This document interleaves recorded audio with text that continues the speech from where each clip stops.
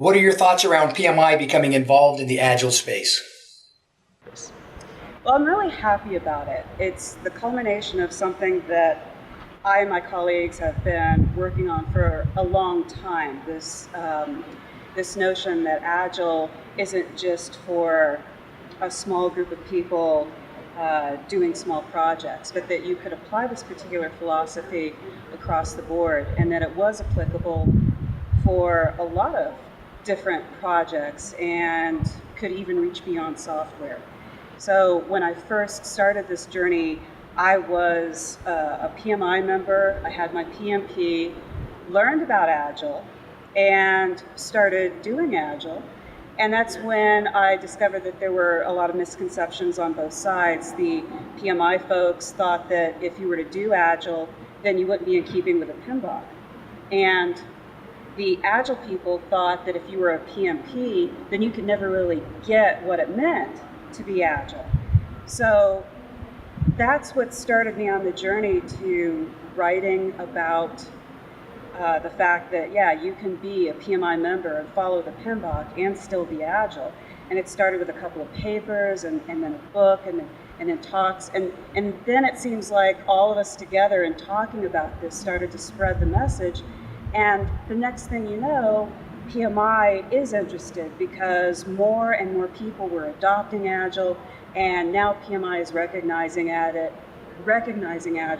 as a legitimate approach to project management. So the fact that PMI now has their ACP program, I'm thrilled. It's the culmination of a lot of years of work. What are your thoughts regarding defining a set of good practices for the Agile certified practitioner? Well, first, I like the notion that we're not calling it best practices, that we've been very clear that this is a set of good practices. And I'm also very proud of the fact that the steering committee that came together to create this set of practices that we all believe are good, solid, Agile practices was from a variety of groups. We had representation from Scrum, from XP, from Crystal, from DSDM, from IC Agile, there's probably more that I'm forgetting, from Lean, from Kanban. So we had a group of people in the steering committee that brought with them a broad viewpoint and range of experience so that we were able to create what I believe is a really well-formed and all-encompassing set of good practices that are going to benefit everyone, not just the PMI community, but those in the Agile community as well. What trends are you noticing in the Agile community?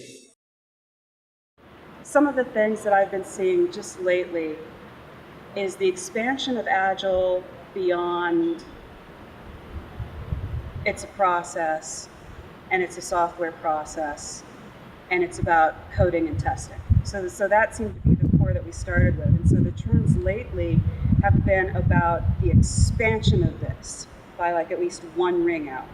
So we've got now more and more people talking and blogging and writing about DevOps and Agile, continuous integration and Agile, Agile outside of software development, and more awareness of how you can apply the Agile philosophy and certain approaches to Agile and how they work just fine beyond software development in other industries. And so that balloon is blown up to one more level, and I'm very excited about where these trends are going to take us and what that next pop is going to be. As Agile software development crosses the chasm, what are the major challenges you see facing the community over the next couple of years? Well, we've got a lot of challenges, but you're talking about just in the next few years. So I think they're kind of twofold. One of the challenges now is that because PMI is in this space, I think we're going to see a huge expansion in the number of people that are interested in Agile. And as part of that, we're going to have a core community who's been doing Agile for a while, who's now branching out into some of the more trendy topics that we were just talking about. But you also have a large contingent of people who are coming in who are very new to Agile. So I think the challenge is actually in the Agile community around that transition. how do we continue to grow and focus on new trends and give them the time and the energy and the focus that they need to help those of us who've been doing Agile for a while and are looking for the next step of growth, and at the same time continue to support the new folks that are coming in, and to keep the message, the initial Agile message, the values and the principles, to keep those fresh and new for the next generation of people that are coming in. So I believe that in the next couple of years, that challenge of blending the old with the new and carrying those both forward into the future, that's what we'll be focusing on. It is how to help both of these types of people who are interested in learning more about Agile. What are your hopes and wishes for the future of the Agile community? I would like to see the Agile community continue to be the great big family that it is.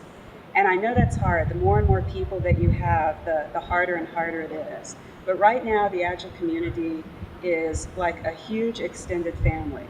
And we all know each other or have heard of each other. And when we get together, there is a respect and admiration, a willingness to listen, to learn from others, to collaborate, and to see what new things we can come up with together.